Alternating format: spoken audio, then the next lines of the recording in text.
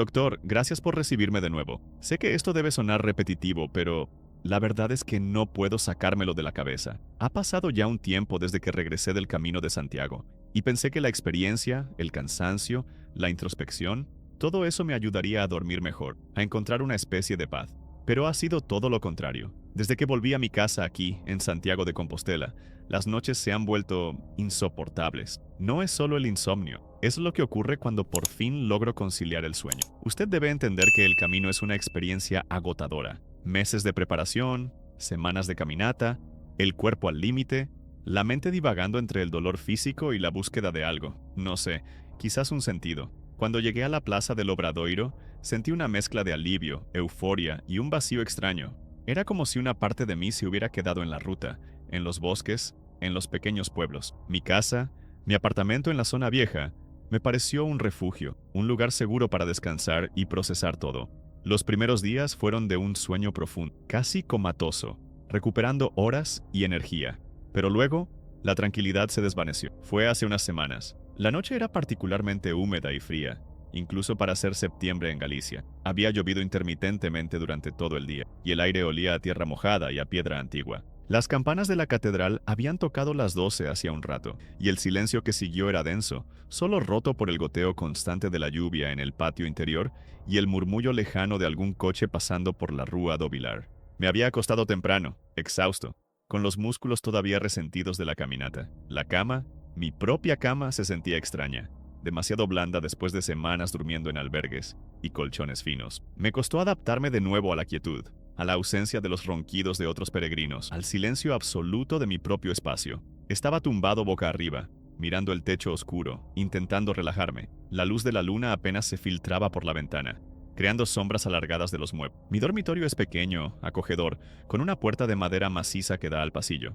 Esa noche la había dejado entreabierta, como suelo hacer, para que el aire circulara un poco. Recuerdo haber cerrado los ojos, sintiendo el peso de mis párpados, el cansancio acumulado en cada fibra de mi cuerpo. La respiración se hizo más lenta, más profunda. Estaba cayendo, deslizándome hacia el sueño, ese lugar donde la conciencia se disuelve. Pero no se disolvió del todo. De repente sentí una presión. No era física, no al principio.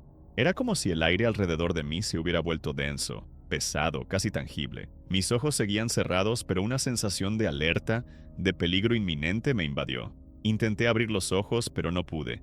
Era como si mis párpados estuvieran sellados con plomo. Intenté mover un dedo, levantar una mano, girar la cabeza. Nada. Mi cuerpo era una losa, un bloque inerte, completamente ajeno a mi voluntad. El pánico comenzó a burbujear en mi pecho, un frío helado que se extendía por mis venas. Estaba despierto, completamente consciente, pero atrapado dentro de mi propia piel.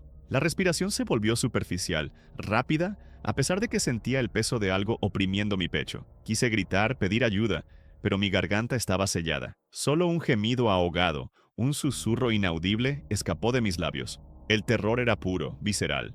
Era la parálisis. Ya la había experimentado antes, pero nunca así. Nunca con esta intensidad, con esta sensación de presencia. Entonces forcé mis ojos. Con un esfuerzo titánico, como si estuviera levantando rocas, logré entreabrir los párpados. La habitación seguía oscura, pero mis ojos se estaban adaptando. Y ahí fue cuando lo vi. Estaba de pie, en el umbral de mi puerta, una figura alta, inmóvil, recortada contra la oscuridad ligeramente menos densa del pasillo. Era un hombre, o al menos eso parecía por su silueta. Llevaba lo que solo podía describir como el atuendo de un peregrino. Una capa gruesa, oscura, que caía hasta sus pies, y una capucha profunda que cubría completamente su cabeza. No podía ver su rostro. La capucha proyectaba una sombra impenetrable, un vacío absoluto donde deberían haber estado los ojos, la nariz, la boca.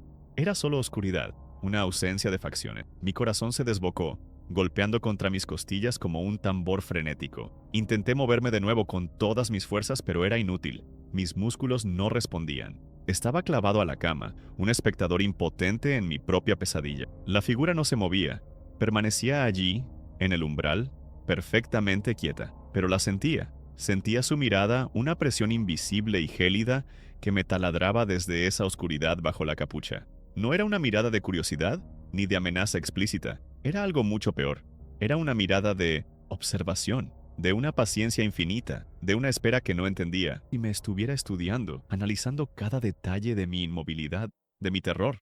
El aire en la habitación se volvió aún más frío. Pude sentir el vello de mis brazos erizarse, a pesar de que no podía moverlos. Mi piel se cubrió de un sudor frío y pegajoso.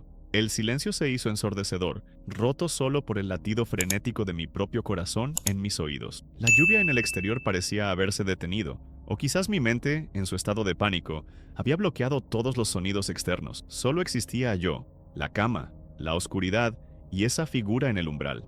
La presencia del peregrino era inmensa. No era solo su tamaño físico, que era considerable, sino la magnitud de su aura, de la energía que emanaba.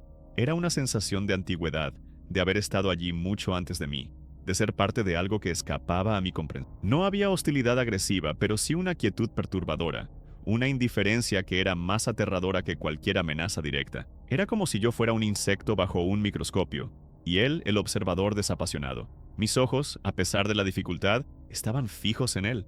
Intentaba encontrar algún detalle, alguna pista, algo que me dijera qué era o por qué estaba allí, pero no había nada, solo la capa oscura, la capucha impenetrable y la inmovilidad absoluta. No respiraba, no parpadeaba, no se movía ni un milímetro. Era una estatua de sombra, pero una estatua viva, consciente, que me estaba viendo. El tiempo se estiró, se distorsionó, no sé cuánto duró.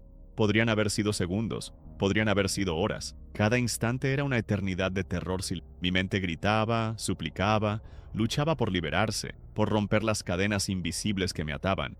Pensé en el camino, en las leyendas que se cuentan, en las historias de espíritus y ánimas en pena que vagan por la ruta. ¿Era esto una de esas leyendas cobrando vida en mi propio hogar? ¿Era el cansancio, el estrés, la sugestión? Pero la figura era tan real, tan tangible en su quietud.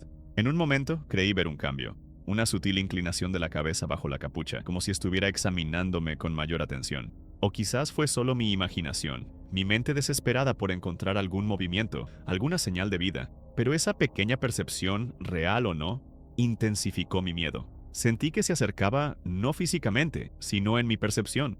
La distancia entre nosotros parecía acortarse, la oscuridad de su presencia se expandía, llenando la habitación. Un frío aún más intenso me recorrió. Era un frío que no venía del exterior, sino de dentro, de la médula de mis huesos. Era el frío de la desesperación, de la impotencia total.